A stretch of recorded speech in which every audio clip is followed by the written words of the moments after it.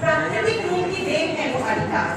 जो जेल में है, जो कैदी है, उनसे कहीं ना कहीं उनका जो मूल अधिकार है, जो उनके फंडामेंटल राइट्स हैं, वो छीन लिए जाते हैं। पर जो मानव अधिकार है उनका, उनको जेल में ही मिलता है।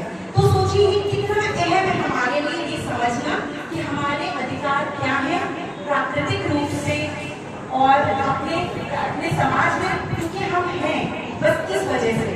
उसके लिए आपको किसी जाति में होने की जरूरत नहीं, किसी देश में पैदा होने की जरूरत नहीं। अगर आपने यहाँ मनुष्य रूप में जन्म लिया है तो वो अधिकार आपके पास पहुंचा है। हम सब जब अधिकार की बात करते हैं तो मुझे लगता है कहीं ना कहीं हमें जरूरी है अपने कर्तव्य के बारे में भी बात करने की, क्योंकि कोई अधिकार अधूरा है अगर हमने कर्तव्य पूरा नहीं किया। अधिकार की बातें करते हैं। अगर हम अपने बगल वाले के साथ किसी भी तरीके का तक पहुंचाने का प्रयास करते हैं, उसके लिए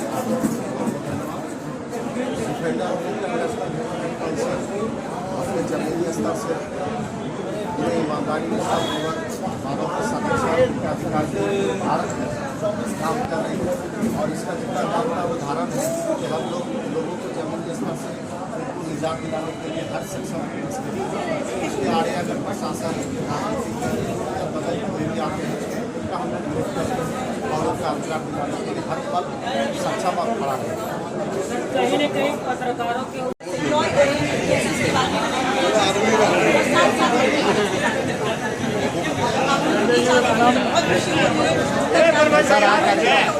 ऐसा कार्यक्रम रहा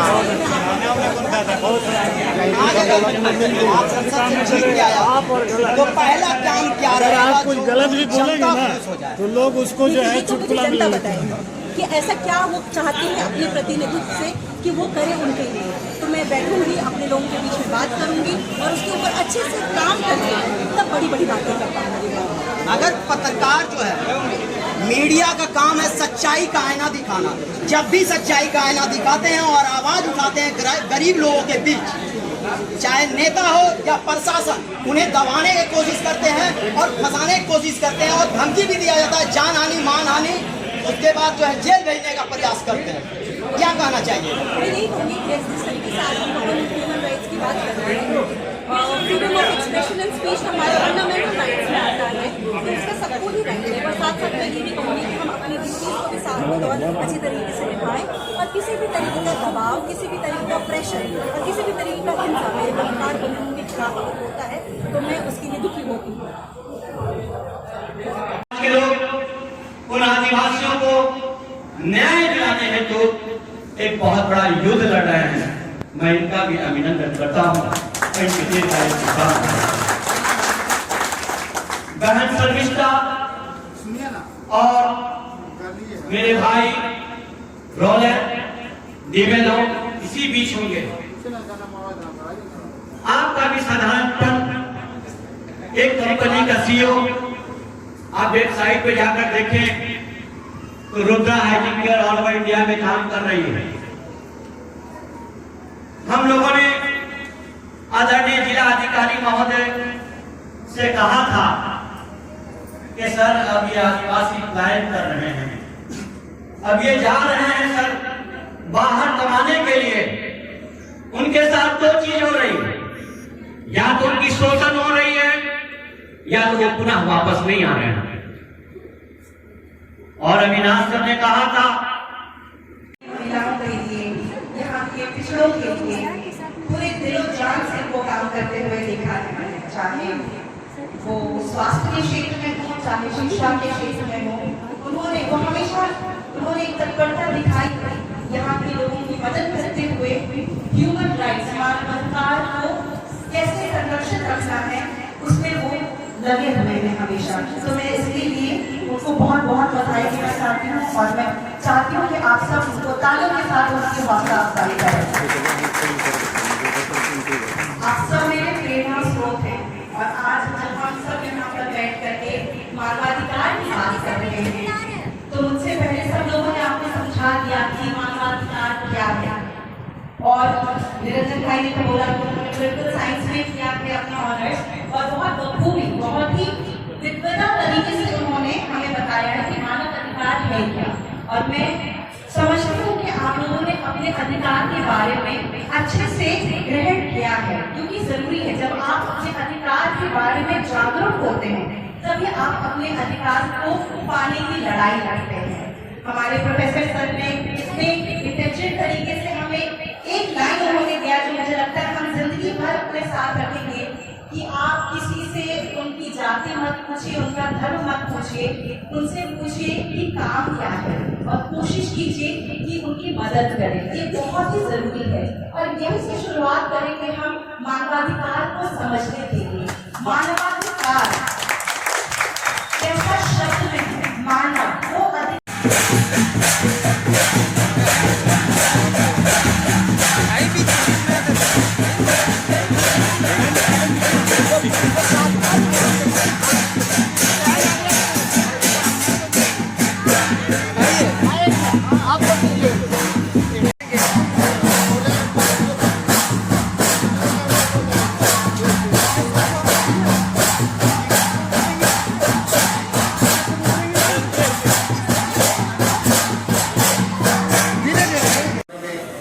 जो आपने कष्ट हुई है उसके लिए मैं तहे दिल से आपका शुक्रगुजार हूँ और आपका बहुत बहुत धन्यवाद।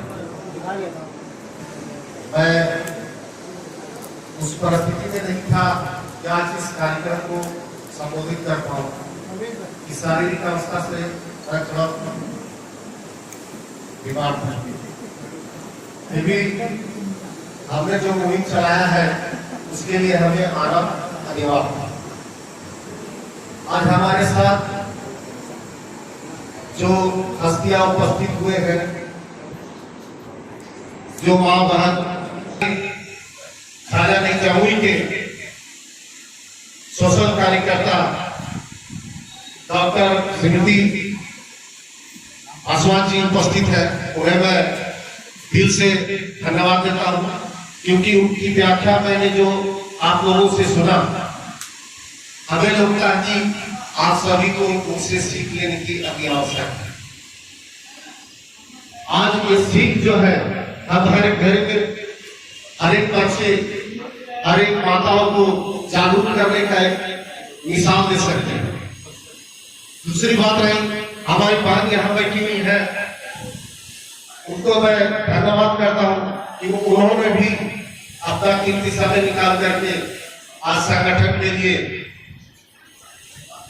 समय देने का प्रयास किए और झाझा में उन्होंने जो पेड़ पौधों का यानी प्रदूषण नहीं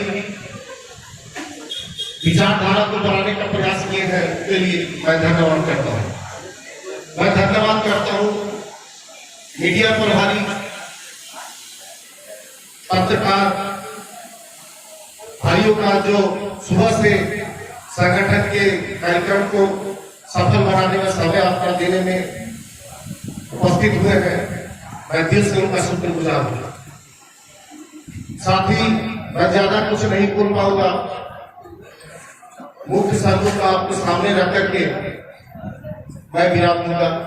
सबसे ज्यादा मैं हमारे बिहार के डॉक्टर एम.एस. परवार जी जो चिकित्सक है, अपने हाथों से कई लोगों का समाज सेवा बीमारियों से दूर करने में सफल हैं। आज जो मानवता के लिए झाझा नहीं पूरे बिहार के दायित्व को निर्वहन करने के लिए उपस्थित हुए और उनके साथ देने में बिंदु जी है, उमेश जी है, राहुल जी है और डिफेंडर के सभी कार्यकर्ता जो इस कार्यक्रम को सफल बनाने में अपना योगदान दिए हैं। मैं दिल से उन्हें धन्यवाद शुक्रगुजार हूं उनका। मैं बात करता हूं defender of international human right council. Doctor साहब ने कहा कि डॉक्टर डी के साहब कोई मिसाल नहीं। मैं आप ही के स्तर, आप ही की जमीन से एक साथ बढ़ करके मनुष्य जाति में हम मानव धर्म है हमारा, तो हमारा कर्तव्य है कि मानव का संरक्षण करें। हमारा धर्म है कि मानव का उनके आंसुओं का पूछना। उस पहल को मैंने शुरुआत किया और 22-23 साल से हमारा ये संगठन काम पर उतारू है और आज इस मुकाम पर उनके पूरे भारत में कई लोगों को मैंने मदद करने में सक्षम होता है। आप देखते होंगे 1947 में देश स्वाधीन हुआ था। उस समय के लोग अपने घर परिवार बच्चों के लिए ब्रिटिशों के चाबुक तलवारों गोलियों के छड़ों से अपना जीवन दान दे देते थे। देश की आजादी झंडे के तिरंगे को सम्मान रखने के लिए अपना जीवन दान दे देते थे। लेकिन आज की परिस्थिति है 2023, आज उसका विपरीत पूरा उल्टा आज चल रहा है कि लोग आज देश के प्रति जो भावना 47 से पहले था उसका पूर्ण विपरीत हो गया। हमें सचेत होना भी आवश्यक है अपने अधिकार के लिए, अन्यथा जो ब्रिटिश ने कर दिए थे उनके आज भी सलाहकार है जिसके सुंदर में हम फंसे हुए।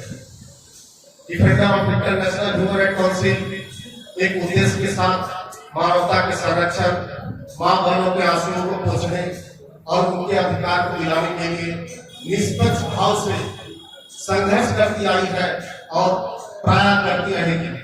जब तक के साथ है, मैं आश्वासन देता हूं कि इस संगठन में किसी प्रकार की त्रुटियां या फिर किसी प्रकार की गलत भावना को पलटने का जगह में स्थान नहीं दे सकता। बहुत से संगठन आप लोगों ने देखे होंगे, बहुत से एनजीओ देखे होंगे। मैं उनमें और अपने संगठन को ये दावा देना चाहता हूँ कि हमारे संगठन सिर्फ मां बहन के अन्य वस्त्र को ढकने का काम करे, उनके आंसुओं को पोंछने का काम करे, न कि एक स्पीकर बैनर लेकर 4 पहिए गाड़ी में पुलिस को सलाम देने के बाद करते। संगठन का जो उद्देश्य है, मानवाधिकार का जो लक्ष्य होता है, हमें उसे लेकर के चलना है। मानवाधिकार प्रत्येक मानव के अधिकार, उनके अधिकार संरक्षण का, धर्म पोषण रहन का अधिकार होता है, जिसके अंतर्गत defender of international human right council उस लक्ष्य को लेकर के इस मैदान में उतरी हुई है। पूरे भारत में नहीं, अगर आप सभी मां बहनों पिता का आशीर्वाद रहा तो पूरे विश्व में ईमानदारी पूर्वक और निष्ठा से हम लोग प्रत्येक मानव को उनका अधिकार दिलाने का प्रयास करें। आशा तो इतना है कि कुछ कर जाए, पर कुछ ऐसे चीज आड़े आते हैं जिसमें हम लोग भी विफल होने पर बात हो जाते हैं, परंतु हार नहीं मानते, क्योंकि संघर्ष ही मनुष्य का कर्तव्य है। अगर मनुष्य ये भूल जाए कि हमारा एक दूसरे का जो कर्तव्य उसको पूरा नहीं कर पाए, तो फिर हमें और उन्हें असर नहीं रहेगा। हम